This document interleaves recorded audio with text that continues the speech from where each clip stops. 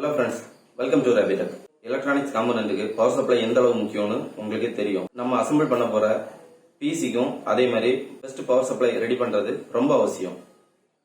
அது 80+ சர்டிபிகேட் இருந்தா அதோட பெட்டரா இருக்கும். காம்பனன்ட்டோட லைஃபும் பெட்டரா இருக்கும். அதுக்கு என்ன எஸ்எம்பி செலக்ட் பண்ணலாம் அப்படின்னு நீங்க நினைக்கலாம். அதுக்கான வீடியோ தான் இந்த வீடியோ. வாங்க வீடியோக்குள்ள போலாம்.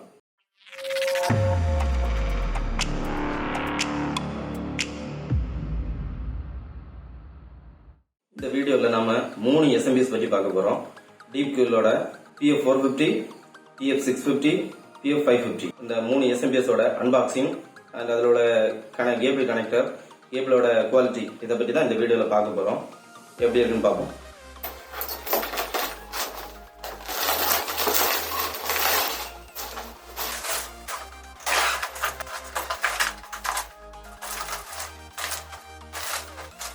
உங்க பிசிக்கு எப்படி பவர் சப்ளை செலக்ட் பண்ணணும், அதுல ஏதாவது டவுட் இருந்ததுன்னா, எவ்வளவு வோல்டேஜ் எல்லாம் கால்குலேட் பண்றதுல டவுட் இருந்தா டிஸ்கிரிப்ஷன்ல லிங்க் கொடுத்துருங்க. அதுல போய் எவ்வளவு பவர் சப்ளை வரும் அப்படின்னு நீங்க செக் பண்ணிக்கோங்க.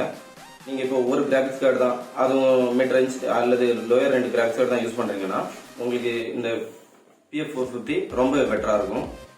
இதோட டீடைல பார்ப்போம்.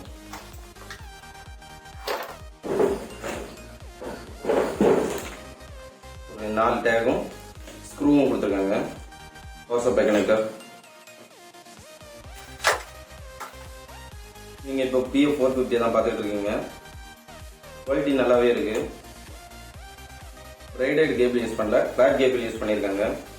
இதுல இருக்க கனெக்டர் பத்தி பார்ப்போம். இதுல 24 பின் கனெக்டர் ஒன்று, சிபியூக்குள்ள 4+4 கனெக்டர் ஒன்று, 5 SATA cable connector, graphics card connect பண்ணக்கூடிய PCLE கனெக்டர் 2 கனெக்டர் இருக்கு. ஒரு பெரிஃபெரல் கனெக்டர் கொடுத்துருக்காங்க. கேபிள் குவாலிட்டி பெட்டராகவே இருக்கு. பேக் கேபிள் கனெக்டர்னால நீங்க அசெம்பிள் பண்ணச்சுல கேபிள் மேனேஜ்மெண்ட் பண்றது உங்களுக்கு ரொம்ப பெட்டரா இருக்கும். பாருங்க 550 பார்ப்போம்.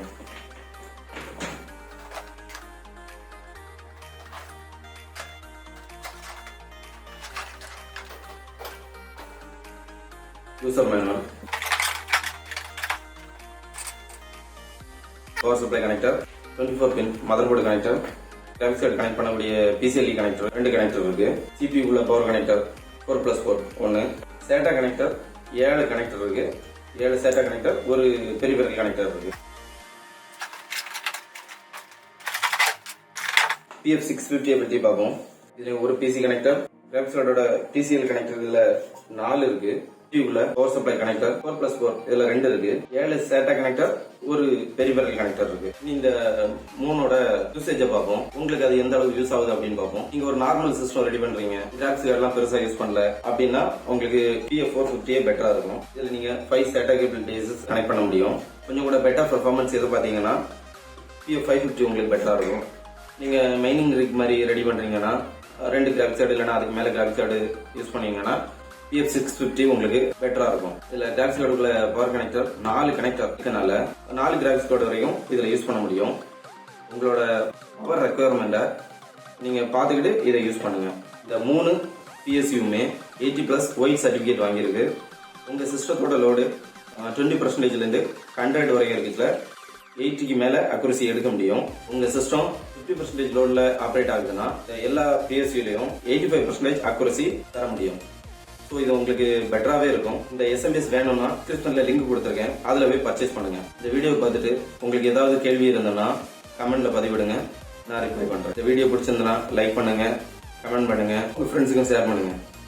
பாய்.